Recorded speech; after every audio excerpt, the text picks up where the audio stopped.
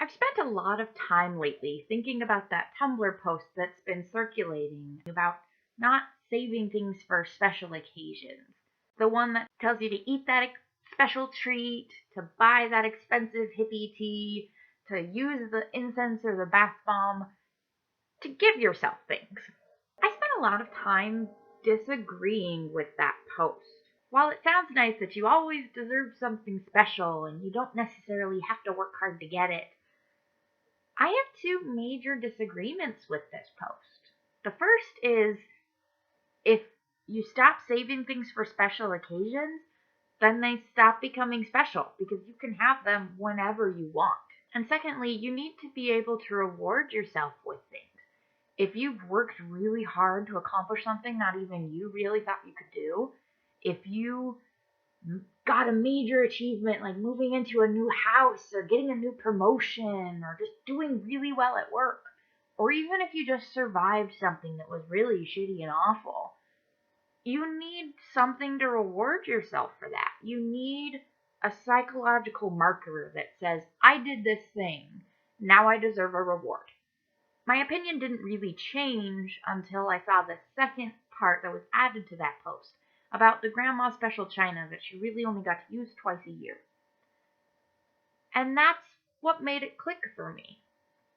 I could see maybe what the original post was trying to say, though for me it missed the mark. Stop saving things just for some mythical special date that doesn't have an endpoint. When you set a goal, you set a reward. If I do this thing, I get this at the end of it. But if you just say, I only have this, I only eat this thing, I only buy this thing, I only go on a trip when it's special. Okay, what does that mean? So I'm not religious, but my boss is. And the second part of that post reminded me of a conversation him and I have fairly frequently. He looks at all of these religions, the ones that tell you you have to abstain from all of these things in order to make it into heaven. And he feels like they're missing the point. His belief is that, if you get to heaven, you'll look at God and he'll go, so how did you like this awesome thing that I made for you? And if you say, well, I didn't really enjoy it because I was trying to live the way I'm supposed to live, he'll just look at you and go, but why wouldn't you enjoy my creation? And that's a really nice thought.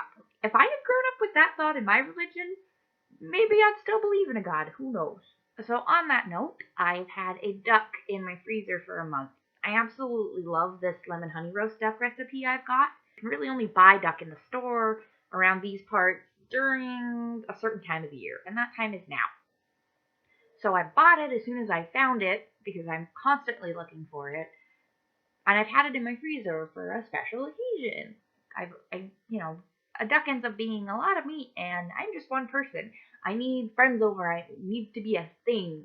But between that post and me expressing this concern to my friend, who then looked at me and said, why? You can freeze the extra meat. You can turn it into duck soup. You can do lots of awesome things with it.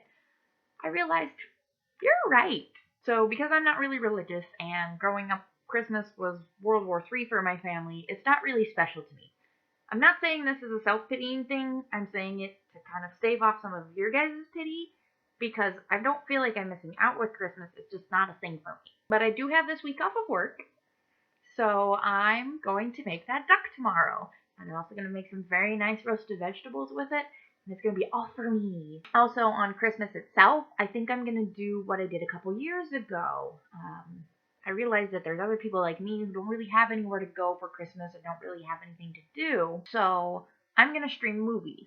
A couple years ago, I streamed musicals. I'm not really sure what I'm going to stream this year, but it's a lot of fun. I just have the stream constantly open, pull up movies depending on what everybody's mood is, and we can all just hang out and talk in the chat. You can come in and leave as you please. It's just fun. So I'm not going to use YouTube's live streaming because I'm pretty sure that is against their rules, and I do not want to harm my poor little fledgling account. So I'm going to use my live stream account for that. I'll post a link on my Tumblr probably multiple times throughout the day. You guys are welcome, and I'd be so excited if you joined me. It's so much fun. So I hope to see you guys tomorrow, and if not, I'll see you all next week. Have a good day.